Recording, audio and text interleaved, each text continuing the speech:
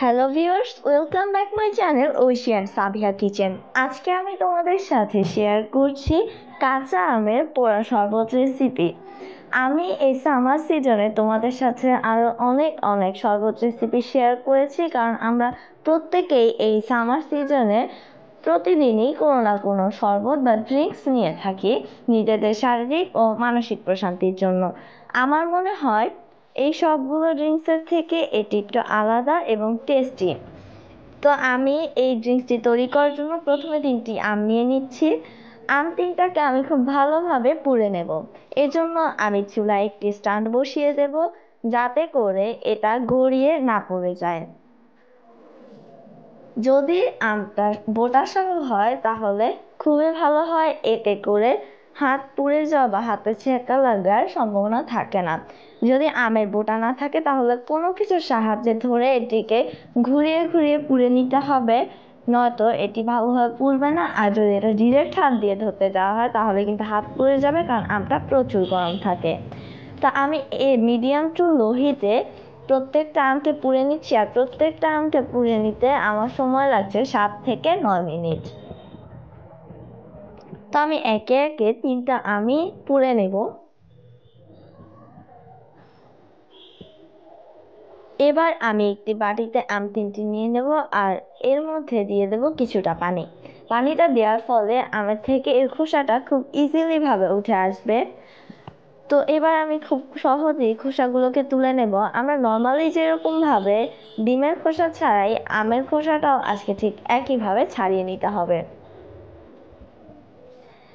আমার মনে হয় আমরা কাঁচা আমের যে জুসটি তৈরি করি তার থেকে এই পোড়া আমের জুসটির টেস্ট অনেকটাই বেশি এবং অনেকটাই ভালো হয়।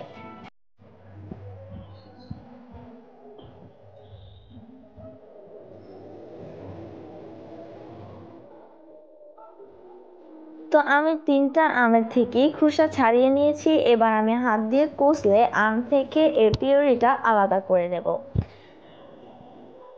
পোড়ার পর এটি খুবই সফট হয়ে যায়, হাত দিয়ে সামান্য চাপ দিলে এর থেকে বিচিটা আলাদা হয়ে যায়। তো আমি এবার বিচি 3টাকে ফেলে দেব, আর এই পিউরিগুলোকে আমি একটি ব্লেন্ডারের জারে তুলে নেব। ব্লেন্ডারের জারে তুলে নেওয়ার পরে আমি এর মধ্যে দিয়ে দেব 2টো কাঁচামরিচ, দিয়ে দেব একটি স্লাইস লেবু। তোমরা চাইলে লেবুর রস ইউজ না করে লেবুর সবুজ অংশটা ইউজ করতে পারো, তবে সেক্ষেত্রে খেয়াল রাখতে হবে যাতে করে সাদা অংশটা না যায়, কারণ যদি সাদা অংশটা এর মধ্যে ইউজ করা হয় তাহলে জুসটা পুরোই তেতো হয়ে যাবে। তো এই কাজটা একটু সাবধানে করবে। আমি আজকে জুসটা ব্লেন্ডারে করছি, কিন্তু তোমরা চাইলে এটা হাত দিয়ে কষলেও করে নিতে পারো। তবে সেক্ষেত্রে তোমাদেরকে কাঁচামরিচটা আর পুদিনা পাতাটাকে আলাদা বেটে পরে মিক্স করে নিতে হবে। এর মধ্যে দিয়ে দিয়েছি আমি 1/2 টেবিল চামচ পরিমাণে বিট লবণ, 1/2 টেবিল চামচ পরিমাণে টালা জিরার গুঁড়ো, স্বাদ মতো লবণ, 1/2 কাপ পরিমাণে চিনি। এবার এর মধ্যে দিয়ে দিচ্ছি কিছু পুদিনা পাতা। এখানে দিয়ে দেবো আমি সামান্য পানি। এবার আমি এটাকে ব্লেন্ড করে নেব। অল্প পানি দিয়ে ব্লেন্ড করলে এর ফিনিশিংটা খুব ভালো আসে। এবার আমি মনে হচ্ছে আমার কাছে এর মধ্যে ঝালটা কম হয়েছে, তাই আমি এর মধ্যে দিয়ে দিলাম আরও একটি টালা মরিচ, আর দিয়ে দিচ্ছি আরও কিছু পানি।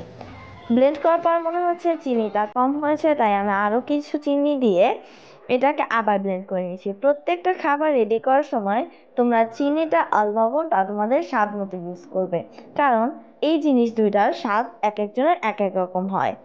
আর ঘনত্বটা তোমরা তোমাদের পছন্দ মতো রাখবে। আমি আজকে 4 গ্লাস পরিমাণ জুস তৈরি করেছি, তো দেখতেই পাচ্ছ ঘনত্বটা কীরকম হয়েছে। এবার আমি পরিবেশনের পূর্বে এর ওপর দিয়ে দিচ্ছি বিট লবণ, আর দিয়ে দেব সামান্য টালা জিরার গুঁড়ো, এতে করে ফ্লেভারটা খুব ভালো আসে। আমি আজকে জুসে পুদিনা পাতা, লেবুর রস আর টালা জিরাটা ইউজ করেছি খুব ভালো ফ্লেভারের জন্য। তোমরা চাইলে এগুলো স্কিপ করতে পারো। তো আমি 2টো গ্লাসে এটাকে ঢেলে নিয়েছি, আর এর মধ্যে পরিবেশনের পূর্বে দিয়ে দিচ্ছি কিছু আইস কিউব।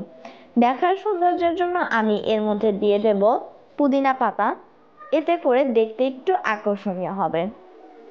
তো এর মধ্যে রেডি হয়ে গেছে আমার আজকের কাঁচা আম পোড়ার শরবতের রেসিপি। আশা করছি তোমাদের কাছে রেসিপিটি ভালো লেগেছে। যদি তোমাদের কাছে রেসিপিটি ভালো লেগে থাকে তাহলে অবশ্যই লাইক কমেন্ট শেয়ার করবে। নতুন নতুন রেসিপির জন্য আমার চ্যানেলটিকে সাবস্ক্রাইব করে পাশে থাকা বেল আইকনটি ক্লিক করে দেবে।